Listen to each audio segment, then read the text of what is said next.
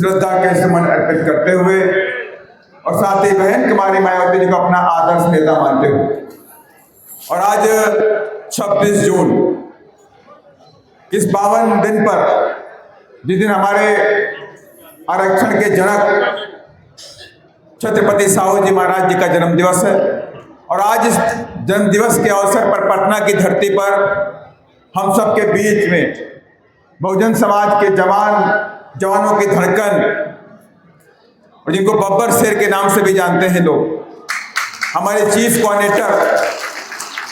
National coordinator Shri Akash Anand ji का मैं स्वागत अभिनंदन करता हूं कि आज आप पटना की धरती पे आए हैं। तो 100% आज इस पटना की धरती पर बहुजनों का आगाज हो चुका है, और तमाम विरोधी पार्टियों को आज सोचने पे मजबूर होना पड़ रहा है कि बहुजन समाज पार्टी बहुजनों के सपनों को लेकर बिहार में कैसे आगे बढ़ रही है।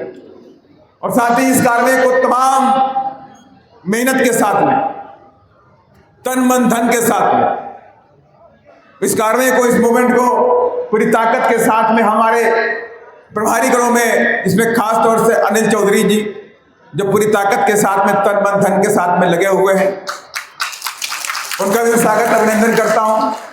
और साथ ही में स्वागत अभिनंदन करता हूं यहाँ के जो स्टेट कोऑर्डिनेटर हैं, जो उत्तर प्रदेश से आए हैं, सुरेश राव जी, उमा शंकर गौतम जी, ये अपना पूरा टाइम दे रहे हैं, इनका भी स्वागत अभिनंदन करता हूं। साथ ही मंच पे बैठे हमारे प्रदेश के जाबाज प्रदेश के अध्यक्ष शंकर महतो जी का मैं स्वागत अभिनंदन करता हूं, और साथ ही इनके बगल में बैठे हैं झारखंड के प्रदेश के प्रभारी हमारे श्रीकांत जी, उनका भी स्वागत अभिनंदन करता हूं। साथ ही हमारे तमाम युवा नेता विकास पटेल, और साथ ही सतीश यादव, और साथ ही धर्मेंद्र साहनी के साथ साथ इधर कुणाल किशोर विवेक जी, संजय मंडल जी, साजिद जी, बलिराम जी, और झारखंड के प्रदेश अध्यक्ष श्री पूजन मेहता जी, अभिमन्यु कुशवाहा जी, और मेरे पीछे तमाम नेतागण, सबका मैं नाम जान रहा हूँ, ऐसा कोई व्यक्ति नहीं है। पटेल जी मैं जान रहा हूँ तो मैं भी जान रहा हूँ, तुम्हारा नाम मिल लेंगे, सबका मैं नाम जान रहा हूँ। करीब 40-45 लोग बैठे हैं, बेतिया से लेकर के कैमूर सब बैठे हुए हैं, तो लंबा समय लगेगा नाम लेने में। आप सभी का मैं नाम नहीं ले रहा हूँ, कुशवाहा जी आप नाराज मत होना, तरुण जी आप सभी लोगों का मैं नाम नहीं ले रहा हूँ, लेकिन मैं आप सभी लोगों को, जज्बे को सलाम करता हूँ कि आपने वाकई मेहनत के साथ में आज बीएसपी को बड़ी ताकत के साथ में बिहार में स्थापित करने का काम किया, और बिहार को जनता आज बीएसपी की तरफ बढ़ चुकी है। और आज साथियों मैं आपसे कुछ पॉइंटों को लेकर आना चाहता हूँ। आज छत्रपति साहू जी महाराज की जयंती, जो सामाजिक न्याय के पुरोधा थे, जिन्होंने अपने राज के अंदर सामाजिक न्याय देने की बात करी, और इस सामाजिक न्याय की पुरोधा के तमाम तरह के बातें हम सबके सामने लाने काम के, जो हमारे अभी चीफ नेशनल कोऑर्डिनेटर बहुत सारी बातों रखने काम करेंगे। लेकिन मैं कहना चाहता हूं कि शिक्षा का महत्व भी उन्होंने बहुत हम सबको महत्वपूर्ण ढंग से समझाने का काम किया। उन्होंने कहा जिस घर से कोई बच्चा पढ़ाई नहीं करेगा तो उसे 1 रुपया हर्जाना देना पड़ेगा।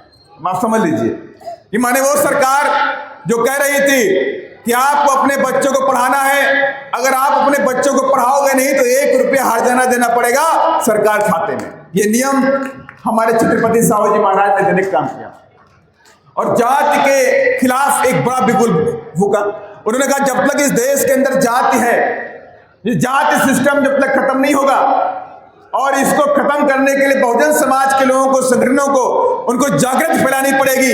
अगर ये बहुजन समाज के लोगों ने जागृत फैला दी और जाति सिस्टम के खिलाफ खड़े हो गए तो उसी दिन उनके दिन अच्छे हो जाएंगे, और ये देश तरक्की कर जाएगा, भारत देश तरक्की कर जाएगा। और आज आप भी जान रहे हैं, पूरा देश, हमारे तमाम विरोधी पार्टी के लोग बोलते हैं कि हम विकसित हो गए, हम चंद्रमा में पहुंच गए, मंगल पे पहुंच गए, लेकिन सोच अभी उनकी विकसित नहीं हो पाई। ये दुर्भाग्य है। जाति के जंजीरों में जकड़ा हुआ भारत, आपने अभी हाल में ही कई सारी घटनाओं को देखने का काम किया। उड़ीसा में देखा आपने, इटावा में आपने देखा, ऐसी सारी घटनाएं मध्य प्रदेश में देखने का मिली। तो मैं आपसे कहना चाहता हूं, ये बहुजन समाज के लोग यहाँ बैठे हुए, अगर आपके अंदर ये जागृत पैदा करने का जज्बा आ जाए तो 100% 2025 में बहुजनों का आगाज बिहार की विधानसभा के अंदर होने वाला है, कोई रोक नहीं सकता। और हम सब आपसे कहना चाहते हैं, आपकी एकमात्र नेता आदरणीय बहन कुमारी मायावती जी 24 घंटे आपके हित के लिए काम करती, आपके हित के लिए सोचती। जब कहीं घटना घटती है बहुजन समाज के ऊपर, कोई भी नेता, चाहे विरोधी पार्टी का हो, चाहे सत्ता पक्ष का हो, कोई भी नेता आपके लिए हक की बात नहीं रखता। मैं पार्लियामेंट में देखता हूं तमाम तरह के अधिकार छीने जा रहे हैं, संवैधानिक अधिकार छीन लिए गए, संविधान को कमजोर किया जा रहा है, लेकिन कोई नेता खड़ा नहीं होता। लेकिन एक नेता खड़ी होती है, आपकी शेरनी बहन जी, आपकी शेरनी बहना खड़ी होती है।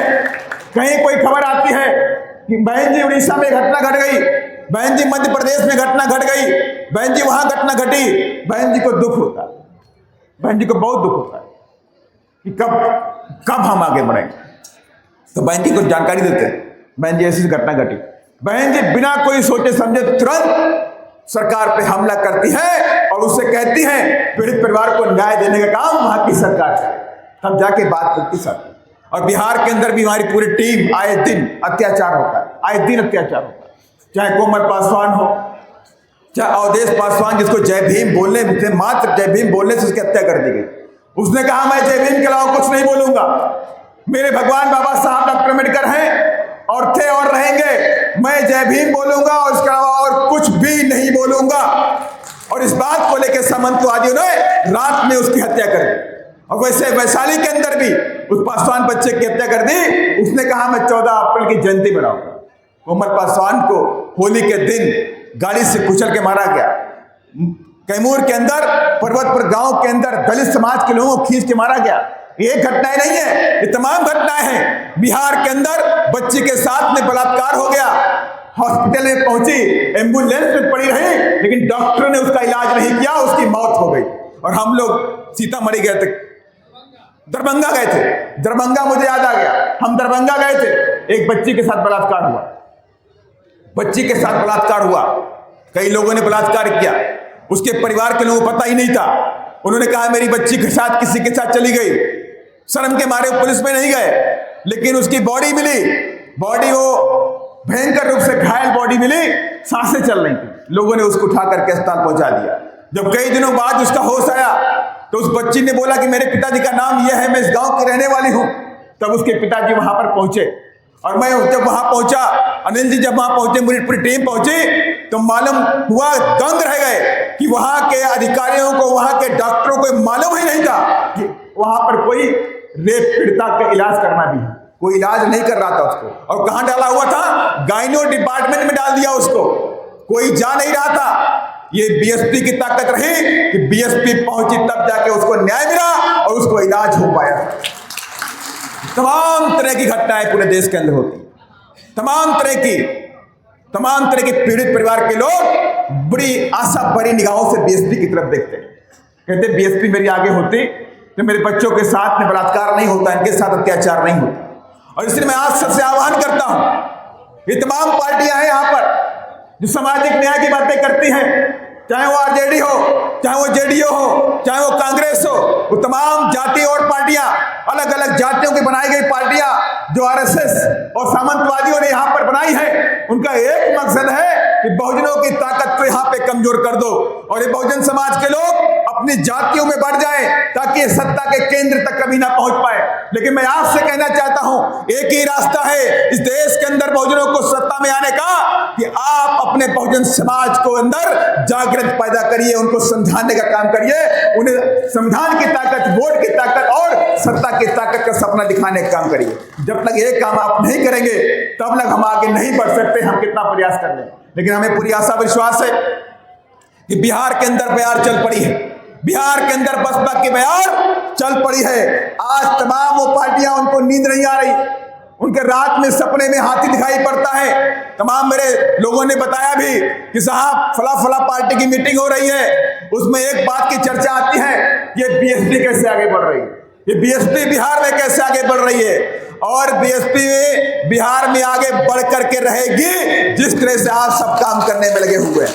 ये काम रुकना नहीं चाहिए, 100% हम कार्रवाई की तरफ आगे बढ़ करके रहेंगे। और मैं आप सबसे ये बात कहूंगा, एक लाइन में बात कहूंगा,